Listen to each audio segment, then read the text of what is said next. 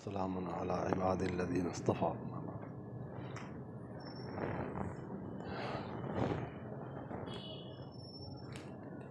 قال النبي صلى الله عليه وسلم: ما نحل والد ولده من نحل أفضل من أدب حسن. رواه الإمام الترمذي رحمه الله تعالی.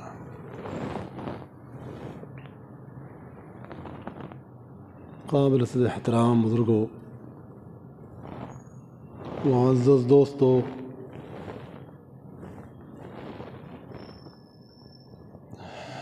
اس وقت ایک حدیث پاک ذہن میں آئی ہے. رسول اللہ صلی اللہ علیہ وآلہ وسلم نے ارشاد فرمایا کہ کسی والد نے اپنی اولاد کو اس سے بہتر اور افضل کوئی عطیہ نہیں دیا کہ اس کو اچھا ادب سکھایا ہو، یعنی اچھے آداب اور اخلاق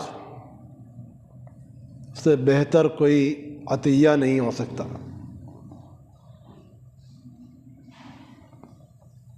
ہر والد کی تمنا ہوتی ہے کہ اس کی اولاد اس سے اچھی حالت میں رہے اور اس سے بھی زیادہ ترقی کرے. اس کی تمام آرزو اور چاہت اپنی اولاد کو نیک بنانے پر ہوتی ہے، اور یہی اس کی انتہائی بھاگ دوڑ اور ذہنی افکار کا لب لباب ہوتا ہے. اس کی ساری محنتوں کا مرکز توجہ اور خلاصہ اور ما حاصل یہی چیز ہوتی ہے کہ اس کی اولاد اچھی بن جائے. اور یہ ایک حقیقت بھی ہے کہ اولاد کا اچھا بننا انسان کے لیے شاہی محلات سے بھی بہتر ہے. اگر ایک شخص نے بہت سارا مال جمع بھی کر لیا، بڑے بڑے محلات بنا بھی لی، خوب مالدار بھی ہو گیا، اس کے پاس دنیا کے خزانے جمع بھی ہو گئے، مگر اس کی اولاد اگر خراب نکل گئی تو کیا گارنٹی ہے کہ وہ چیزیں جو اس نے زندگی بھر محنت کے بعد جمع کی تھی، حاصل کی تھی، وہ باقی رہیں گی؟ وہ ان کو تباہ نہیں کر دے گا، برباد نہیں کر دے گا؟ اور ایسا بہت دفعہ واقع ہوتا ہے، متحقق ہوتا ہے، مشاہدے میں آتا ہے. لوگ بیان کرتے ہیں کہ ان کی دولتیں ختم ہو گئی، ان کی زندگی کی محنت تباہ و برباد ہو گئی، آگے اولاد اچھی نہیں نکلی. جس کی اولاد آگے ٹھیک ٹھاک نہ ہو اس کے لیے واقعی بڑے مراحل ہوتے ہیں. وہ کوئی بھی ہو انسان، وہ کسی لائن کا بھی انسان ہو، علمی لائن کا انسان ہو یا مال کی لائن کا انسان ہو. ایک عالم کی اولاد اگر اچھی نہ نکلے تو اس کا سارا ذخیرہ علم کا ضائع ہو جاتا ہے، اور اس کے لیے نہایت حسرت ہوتی ہے، افسوس ہوتا ہے کہ اتنے لوگوں نے مجھ سے فائدہ اٹھایا اور میری اولاد میں سے کوئی ڈھنگ کا نہیں ہوا جو آگے ہی اس سلسلے کو باقی رکھتا. ایسے ہی مشائخ کے لیے بھی یہ بات بہت بڑی فکر مندی کی ہوتی ہے، افسوس کی ہوتی ہے، سوچ کی ہوتی ہے کہ ان کی اولاد کیسے نکلے گی، ان کے کاز کو، ان کے کار کو باقی رکھ پائے گی یا نہیں، ان کے مشن کو زندہ رکھ پائے گی یا نہیں۔ ایسا نہ ہو کہ ان کے کارنامے ختم ہو جائیں، اور ایسا بہت دفعہ ہوا ہے تاریخ میں۔ اللہ پاک بے نیاز ہیں، ان کی ذات بڑی بے نیاز ہے، واللہ غنی حمید۔ اللہ پاک کی ذات بڑی بے نیاز ہے، اللہ پاک جو چاہتے ہیں وہ کر دیتے ہیں، جیسا چاہتے ہیں ویسا کر دیتے ہیں۔ ان کا نظام کسی پر موقوف نہیں ہے، وہ جس سے چاہے کام لے لیتے ہیں۔ اللہ پاک اس قدر قادر ہے، ان سے بڑی کسی کی قدرت نہیں، اور جہاں ان کی شان رحمان و رحیم ہے کہ وہ سب سے زیادہ رحمت فرمانے والے ہیں، ان سے زیادہ رحمت کسی کے پاس نہیں، ان سے زیادہ شفقت کسی کے پاس نہیں۔ سارے عالم کے رب ہیں، سارے عالم کے رب ہیں، چاہے کوئی مان رہا ہو نہ مان رہا ہو، عبادت کر رہا ہو ان کی نہ کر رہا ہو، سب کو کھلا رہا ہے۔ ان کی شان دیکھیے، ان کا دسترخوان سب کے لیے وسیع ہے، سب کے لیے کشادہ ہے، آؤ بیٹھو کھاؤ فائدہ اٹھاؤ، اے بندو خوب کھاؤ پیو فائدہ اٹھاؤ۔ اطاعت کرنے والے بندے اطاعت کر رہے ہیں، وہ شکر گزار ہیں۔ وَقَلِيلٌ مِّنْ عِبَادِيَ الشَّكُورُ، شکر گزار بندے تو کم ہی ہیں، قدردان بندے تو کم ہی ہیں، اللہ کی نعمتوں کو صحیح استعمال کر رہے ہیں۔ ورنہ کتنے بندے آپ دیکھتے ہیں کہ طرح طرح کی نافرمانیوں کے اندر مبتلا ہے، گناہوں کے اندر مبتلا ہے، شر فساد کے اندر مبتلا ہے، بگاڑ کے اندر مبتلا ہے، مگر رب العزت والجلال سب کو ہی کھلا رہے ہیں، سب کو ہی پلا رہے ہیں، اپنی نعمتوں سے سب کو ہی فیضیاب فرما رہے ہیں۔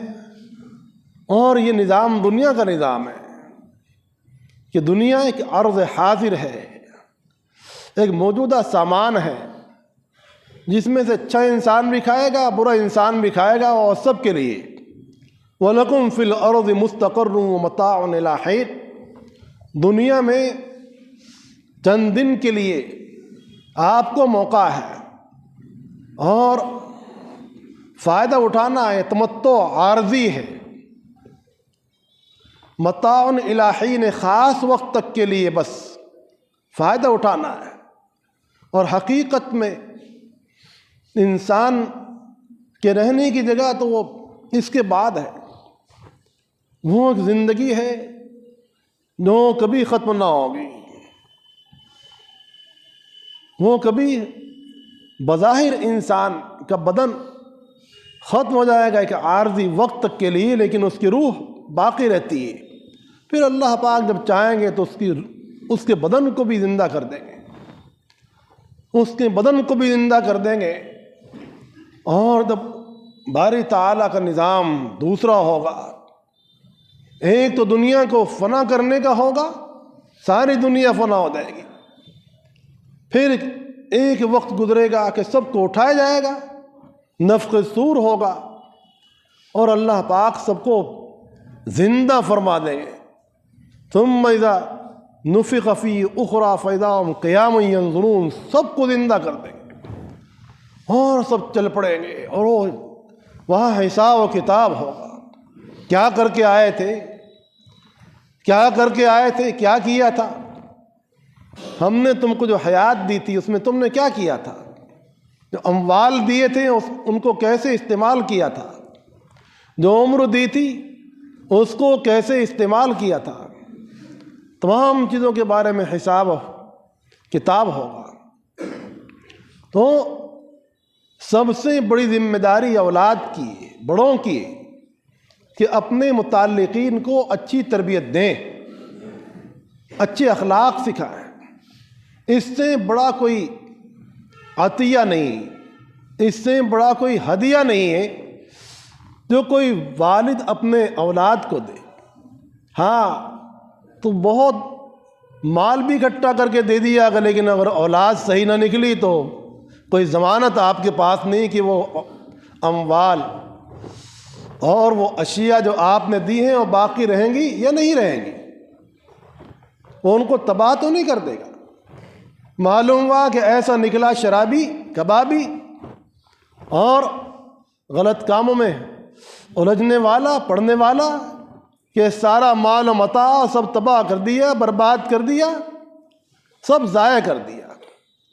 اولاد اگر ان کاموں میں لگ جائے، خدا کی پناہ، خدا کی پناہ، تو انسان بالکل بیکار ہو جاتا ہے کہ آگے اس سے کوئی امید نہیں۔ تو اس بات کی فکر بہت ضروری ہے کہ ہماری اولاد ایمان پر کیسے برقرار رہے، ہمارے اولاد، ہماری نسلیں ایمان پر کیسے برقرار رہیں، ورنہ خسارہ ہی خسارہ ہے۔ خسرت دنیا والآخرہ، دنیا بھی تباہ اور آخرت بھی تباہ، دونوں میں خسارہ، تباہی اور بربادی۔ ہر مؤمن والد کا فرض بنتا ہے کہ اپنی اولاد کے سلسلے میں سب سے پہلا جو فکر کرے، غور کرے، سوچے، وہ اس کے ایمان کا سوچے، اس کے ایمان پر یہ کیسے باقی رہے گا۔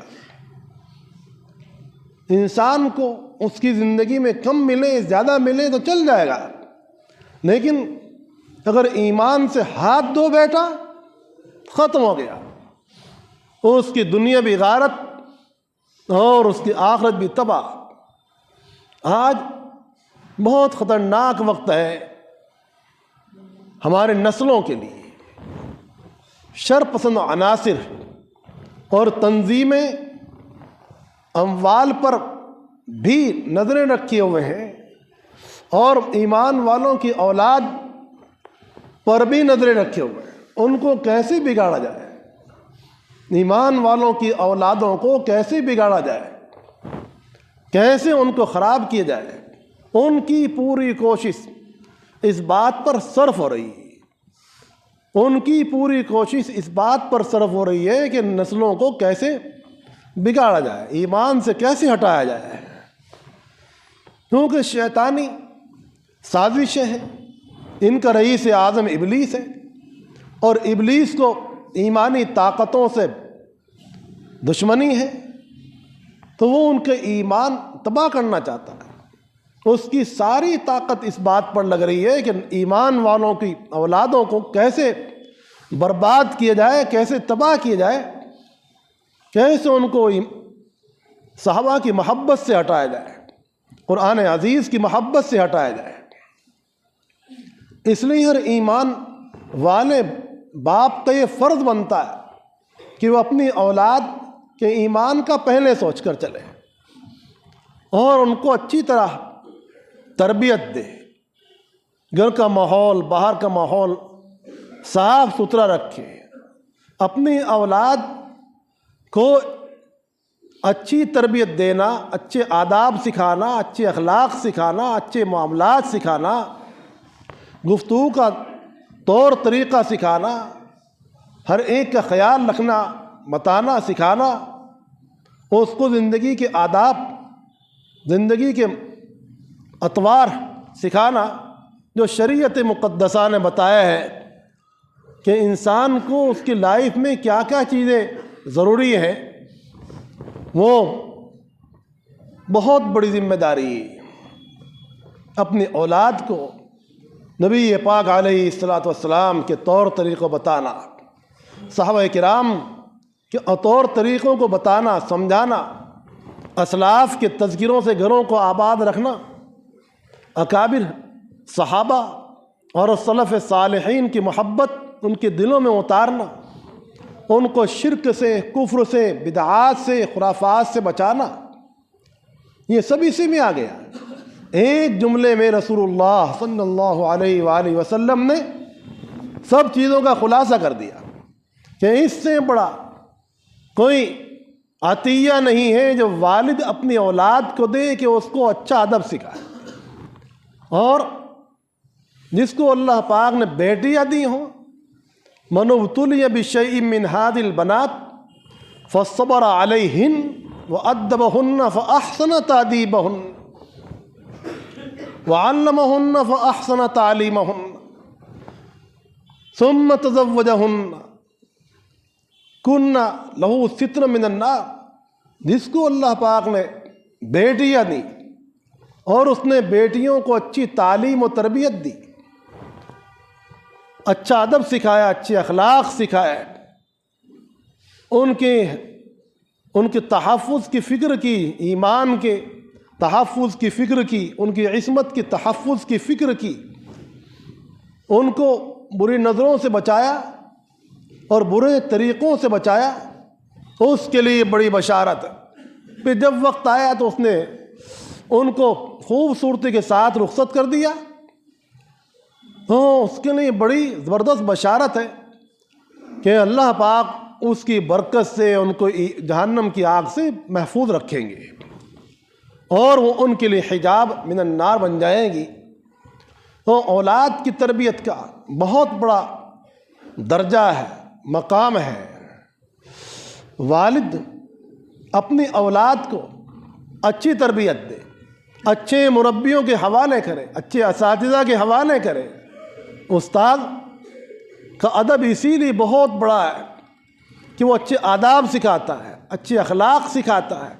شیخ کا ادب اسی لیے بہت زیادہ ہے کہ وہ انسانوں کو اچھے اخلاق سکھاتے ہیں، اچھے آداب سکھاتے ہیں، اللہ سے واصل کرتے ہیں، اللہ کی معرفت تک پہنچاتے ہیں، اللہ کی محبت تک پہنچانے کا ذریعہ بنتے ہیں، اللہ کی عشق تک پہنچانے کا ذریعہ بنتے ہیں.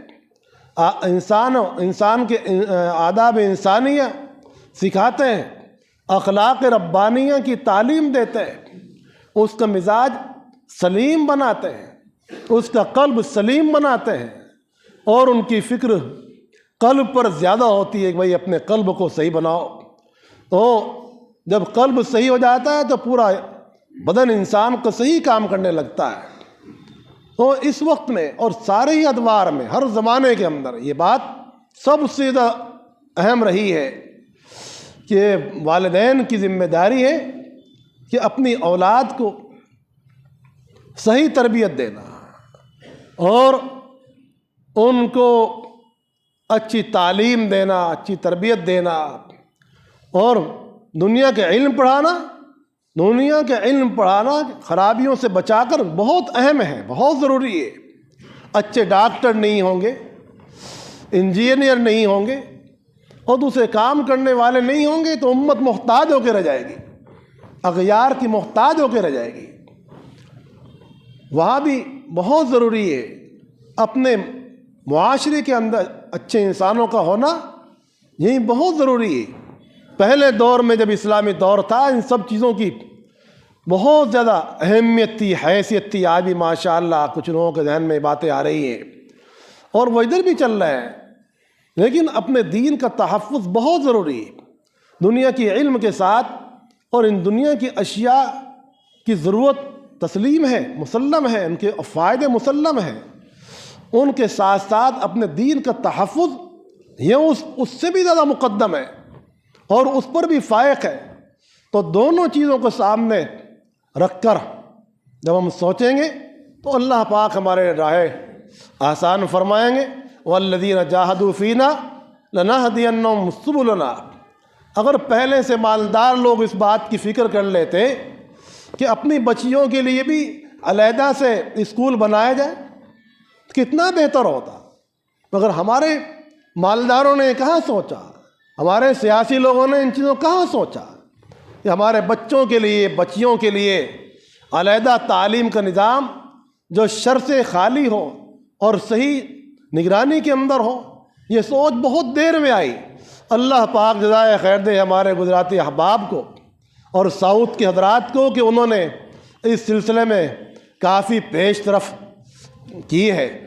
اور انہوں نے اپنے ہاسپٹل بھی بنائے اور اپنے تعلیم گاہیں بنائی محفوظ طریقے سے اپنے بچوں کے لیے اپنی بچیوں کے لیے انہوں نے انتظامات کیے.